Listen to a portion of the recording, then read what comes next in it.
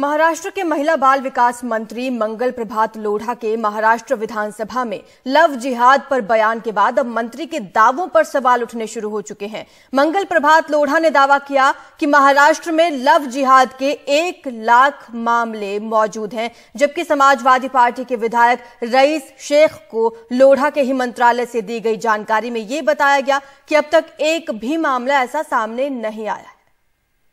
सारे महाराष्ट्र के अंदर 1 लाख से ज्यादा लव जिहाद के केसेज हुए, उससे समाज कहीं न कहीं व्यथित है माननीय अध्यक्ष महोदय।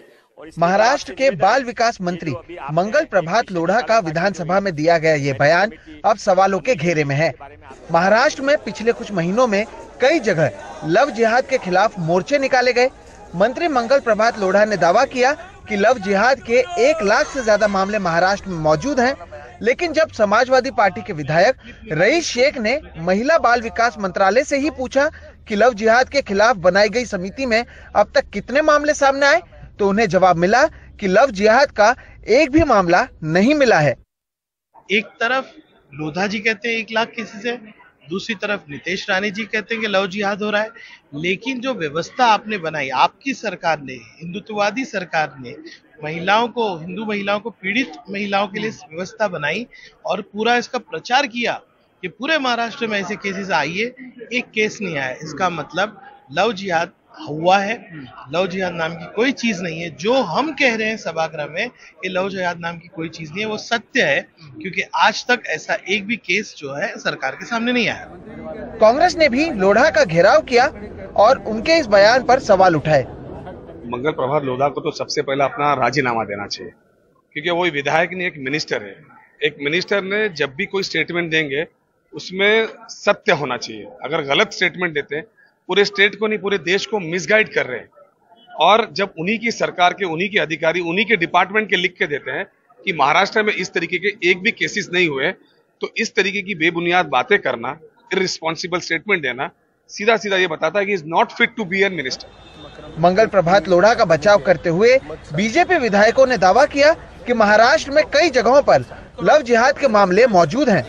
मंगल जी इस विषय में बहुत ही डीपली काम कर रहे हैं, मूलतः बुनियादी जमीनी तौर पर काम कर रहे हैं। तो उनकी जो बातें हैं, जिसमें मालाड में जिस प्रकार की कई सारी घटनाएं सामने आई, 2 दिन पूर्व अहमदनगर में घटना सामने आई, तो ये बिल्कुल उनकी बातों में तथ्य है, सत्यता है। किसी के वोट पाने के चक्कर में एक अच्छी व्यवस्था को बदनाम कर। हमारे पास तो सैकड़ों केसेस है जो हम कभी भी दे सकते हैं। तो मुझे लगता है एक सामाजिक इशू, महिलाओं की सुरक्षा का इशू, इसी बहाने से देखने की आवश्यकता है। महाराष्ट्र भर में जब लव जिहाद के खिलाफ अलग अलग जगहों पर मोर्चे निकाले गए, तब मौजूदा सरकार के ऐसे कई विधायक थे जो इन मोर्चों में शामिल हुए। मंत्री महोदय खुद कह रहे हैं कि महाराष्ट्र में 1 लाख से ज्यादा लव जिहाद के मामले सामने आए हैं, जबकि उन्हीं के मंत्रालय की ओर से जो आंकड़े आए हैं वो उनके दावों पर सवाल उठाते हैं। अब क्योंकि मंत्री मंगल प्रभात लोढ़ा ने ये महाराष्ट्र विधानसभा में कहा था, ऐसे में या तो उन्हें अपने आंकड़ों को साबित करना होगा, या तो अगर वो नहीं कर पाते हैं तब उन्हें सदन से माफी मांगनी होगी और अपने इस बयान को वापस लेना होगा। मुंबई से कैमरा पर्सन राजेंद्र दयालकर के साथ सोहित मिश्रा, एनडीटीवी इंडिया। मध्य प्रदेश में इस बार बोर्ड की परीक्षाएं मजाक बनकर रह गई हैं। 10वीं और 12वीं के पर्चे परीक्षा से 5 से लेकर 50 मिनट पहले तक लीक हो रहे हैं। कई बार तो परीक्षा के पर्चे 299 रुपए में ऑनलाइन बिकते हुए पाए गए हैं। राज्य सरकार कभी कहती है कि पर्चे लीक हो गए हैं, तो कभी कहती है ऐसा कुछ नहीं है। हालांकि इस हां और ना के बीच कई जिलों में कार्रवाई हो रही है। दमोह के सैलवाड़ा सरकारी स्कूल में सोमवार को 12वीं के फिजिक्स का पेपर लीक हो गया। मामले में खुद कलेक्टर ने कार्रवाई की, स्कूल के चपरासी को गिरफ्तार किया गया। उसमें एक भृत्य जो शाला विकास निधि से जो उसको भर्ती किया गया था, उसके मोबाइल से इसको वो क्लिप को जो है वो सेंड करने की बात जो है वो स्पष्ट हो गई है। वो जो है उसमें डिलीट किया गया है, जिसको हम लोग जो है पुनः जो है वो लिया जाएगा, और जहां पे भी उन लोगों ने फॉरवर्ड किया होगा या किसी और को आगे की मैसेज किया होगा, उसको भी हम लोग जो है आगे की इन्वेस्टिगेशन में ट्रेस करके नियमानुसार सभी लोगों के विरुद्ध जो है कार्रवाई किया जाएगा। 17 मार्च को धार में अंग्रेजी की परीक्षा का पर्चा लीक हुआ। सरकारी स्कूल के शिक्षक, क्लर्क गिरफ्तार हुए। हम लोगों ने कन्या हाई स्कूल नालसा में जाकर के जो हमारी रैपिड टीम है, फ्लाइंग स्क्वाड है, उसने वहाँ जा कर के ट्रेस किया। तो सोशल मीडिया पे जो प्रश्न पत्र भेजा जा रहा था उसका मिलान इस केंद्र की परीक्षा एक क्वेश्चन पेपर से हुआ। उसके तहत वहाँ फ्लाइंग स्क्वाड ने सघन जांच की, तत्काल सघन जांच की, और 1 से 2 घंटों में ये हमें ऐसा सुनिश्चित हुआ कि उस प्रश्न पत्र की जो स्कैनिंग है वह इसी केंद्र से की जा रही थी। मुरैना के जौरा में सेंट्रल एकेडमी स्कूल में भी पेपर लीक की शिकायत आई। जौरा से हम लोगों को सूचना मिली थी कि 8:50 के लगभग व्हाट्सएप के माध्यम से यहाँ पे कुछ आंसर कीज जो है सर्कुलेट हुई थी। 10वीं 12वीं के पेपर मध्य प्रदेश में लगातार लीक हो रहे हैं, जिसे रोकने में सरकार फेल है। अब तक 14 दिन हुई परीक्षा में 11 पेपर लीक होने के आरोप हैं। शिक्षक, स्टाफ सहित 30 लोग गिरफ्तार हो गए हैं। कई सोशल मीडिया प्लेटफॉर्म पर 299 रुपए तक में पेपर बिकने के आरोप हैं। फिर भी मंत्री जी कह रहे हैं कोई पेपर लीक नहीं हुआ। प्रथम दृष्टा जो पहले राउंड में जो जानकारी आई थी वो हमने जांच करा ली, उसमें सही नहीं पाए गए जो वायरल हो, लेकिन फिर भी छात्रों के साथ भ्रम पैदा करने की कोशिश की जा रही है। इसलिए हमने FIR दर्ज करा दी है और 1-2 दिन में वो गिरोह का पर्दाफाश होने वाला है, जो गिरोह इस काम में लगा हुआ था। जो पहले वायरल होते वो पर्चे जो उन्होंने कहा था वो मिलान नहीं हो रहा है, इसका मतलब वो लीक नहीं हुआ, वो वैसे फर्जीवाड़े में वायरल कर रहे थे। कांग्रेस ने इस मुद्दे पर सदन से वॉकआउट किया, कहा राज्य में कुशासन चल रहा है। आदमी के DNA में बदमाशी आ गई है, बच्चों के साथ, युवाओं के साथ अन्याय करने की, उनके भविष्य के साथ खिलवाड़ करने की भारतीय जनता पार्टी की सरकार की नीयत रही है। चाहे वो व्यापम घोटाला हो, उसमें भी इसी तरह के मामले थे, बहुत सारे बच्चों ने सुसाइड भी किया, अन्य चीजें हुई, आपको सब मालूम है। तो ये कोई नई बात नहीं है, पेपर भी लीक होंगे, भर्तियां भी हो जाएंगी, जिनको भर्ती करना होगा उनके पेपर दे देंगे। तो ये तो यहाँ पे एक पूरा कुशासन चल रहा है। मध्य प्रदेश की जनता ने तय कर रखा है कि 2023 में मध्य प्रदेश में कमलनाथ जी की सरकार बनेगी। और लगातार पेपर लीक से मेहनत से परीक्षा देने वाले बच्चों का हौसला टूट रहा है। पढ़ने वालों को ज्यादा दिक्कत रहती है कि हमने पूरे साल पढ़ा, जिसने नहीं पढ़ा उसको पेपर मिल गया, ऐसा रहता है। हम लोग तो साल भर से मेहनत कर रहे हैं, दूसरों को मिल जाता है तो उनको तो फायदा हो जाता है, हमें तो नुकसान होता है ना। हमारे परसेंट सही नहीं आते, उनके ज्यादा आ जाते हैं। हम साल भर से पढ़ाई करते हैं और लास्ट के दिन मतलब जब एग्जाम होने को होता है हम अपना तो पेपर लीक कर देते हैं। तो ये जहाँ तक है तो बोर्ड की भी थोड़ी सी सेफ्टी बरतनी चाहिए, बोर्ड को भी। बच्चों को पढ़ने की इच्छा ही खत्म हो जाती है जब इस टाइप से पेपर मिलने लगते हैं मार्केट में। तो पेपर लीक रोकने के लिए अब सरकार ने योजना बनाई है कि राजस्व और पुलिस विभाग के आला अधिकारी थाने से स्ट्रांग रूम तक पेपर लेकर आएंगे।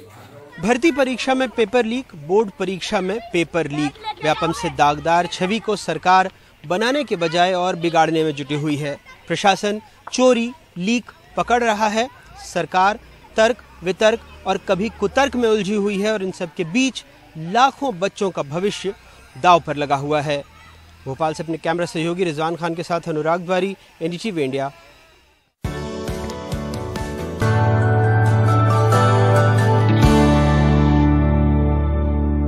कर्नाटक में लंबी दूरी की इलेक्ट्रिक बस सेवा शुरू की गई है, यानी कि प्रदूषण रहित ग्रीन बस।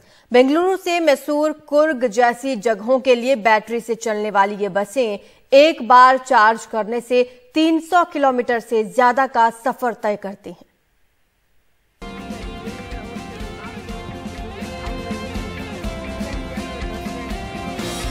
जल्द ही ऐसी बसों की फ्लीट बेंगलुरु को राज्य के दूसरे बड़े शहरों से जोड़ेगी, जो 300 किलोमीटर से कम दूरी के हैं। फिलहाल जिन 6 शहरों को इन 30 बैटरी से चलने वाली बसों से जोड़ा गया है, उनमें टूरिस्ट स्पॉट, मैसूर और कुर्ग शामिल है। It has 45 seats. इस बस में 45 सीटें हैं। एक बार चार्ज करने पर यह 320 किलोमीटर चल सकती है। ये बस 140 किलोमीटर की रफ्तार तक जा सकती है, लेकिन हमने ड्राइवर्स को निर्देश दिए हैं कि 110 किलोमीटर से ऊपर न जाएं। Some 100 kilometre, 110।